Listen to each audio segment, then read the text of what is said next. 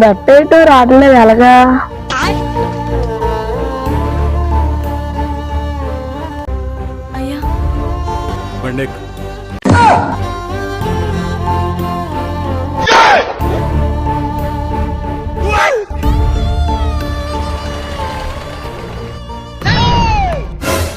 నువ్వు కూర్చోండి మామ. కూర్చో. ఇది ఉన్నాడే మన ఊర్లోనే పెద్ద బేవా చదవ.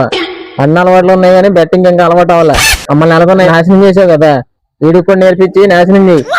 ఐపీఎల్ విధంగా మామ ఫ్రీ సీట్లు ఏమి లేవు, ఓన్లీ పేమెంట్ సీట్లే ఉన్నాయి మామ. బెట్టింగా నేను వెళ్ళే కాదు, అయితే నేను ఒక్కడే మంచోడు అవుతాను. నువ్వు మంచోడు అవ్వాలిగా, నేర్పించే. నేర్పించుకుంటూ పోతుంటే బెట్టింగ్ చేయలే మామ. బెట్టింగ్ తో వ్యాపారమా? సారా దుకాణం పెట్టుకో, బాగుంటది. రేపటి నుంచి నేర్చుకుంటాకు వస్తాడు.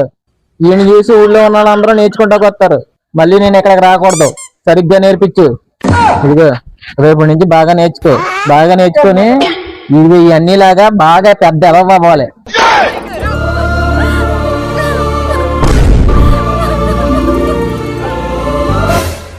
అమ్మాయి ఎంత సీన్ చేసి ఆఖరి నన్ను అర్థం చేసి పెడతా ఇప్పుడు.